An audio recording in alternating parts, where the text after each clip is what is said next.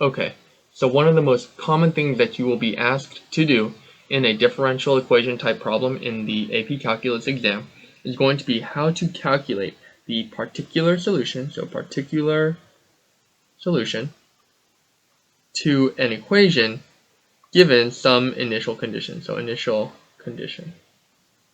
And so this is what we're going to cover today. And so what that will look like is this. Typically, you will be asked to find a particular solution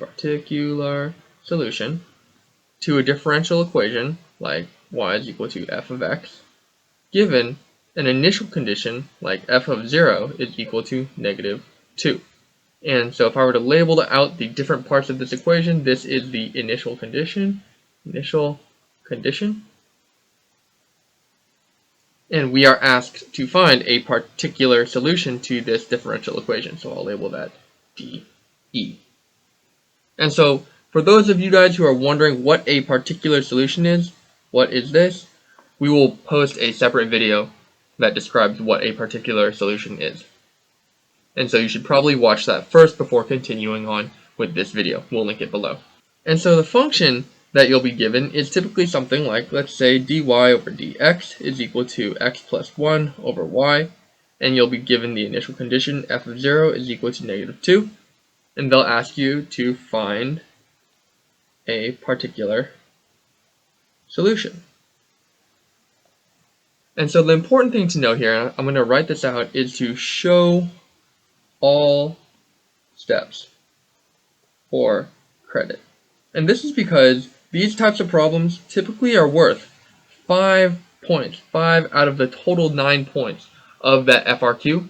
And so making sure that you get this right is the big money shot concept that you got to memorize here.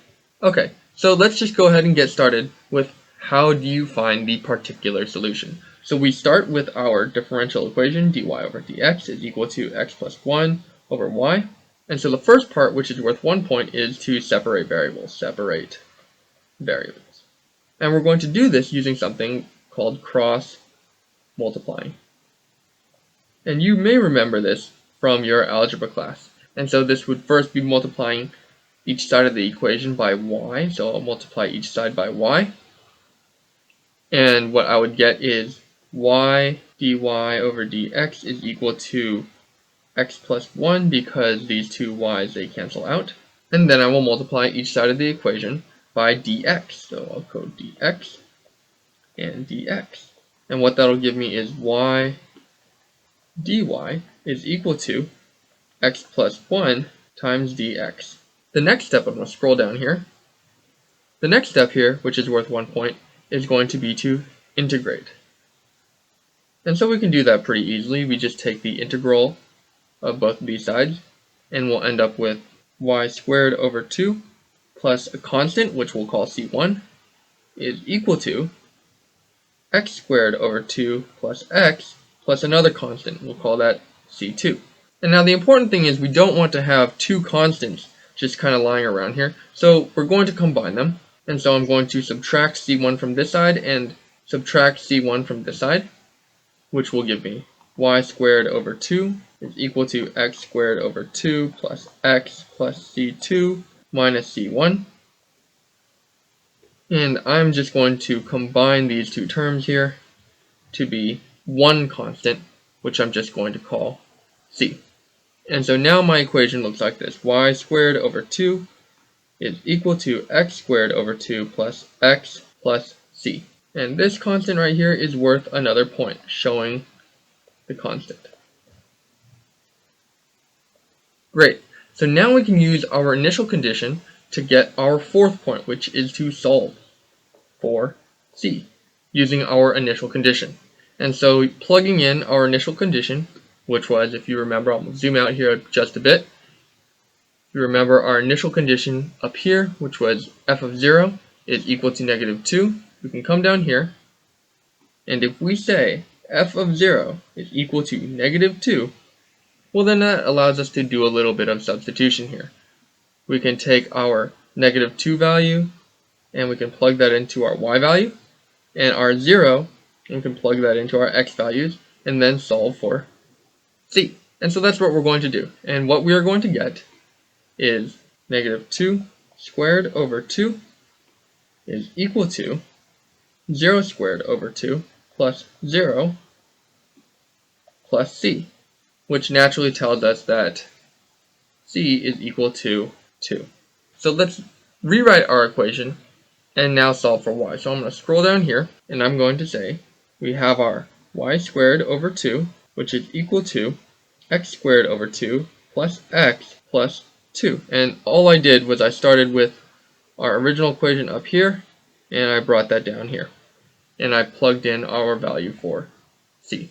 And this brings us to the fifth point of solving for a particular solution, which is to solve for y. And so we can do that here by saying y squared is equal to x squared plus 2x plus 4. And that's just distributing this 2 to the other side of the equation. And then I can simplify further and say y is equal to positive negative square root of x squared plus 2x plus 4. And so now we're almost done, and we've almost solved for y, but we still need to figure out whether this is positive or whether this is negative. So I'll write that out to see if we use the positive or negative sign, we use our initial condition. Initial condition. And so what I mean by that is that we are given f of 0 is equal to negative 2, and we have our equation here. And so we're just going to plug in our initial condition into our equation and use that to determine whether this should be a positive or negative sign. So if I do that, I get y, which is negative 2, is equal to positive negative square root of 0 squared plus 2 times 0 plus 4.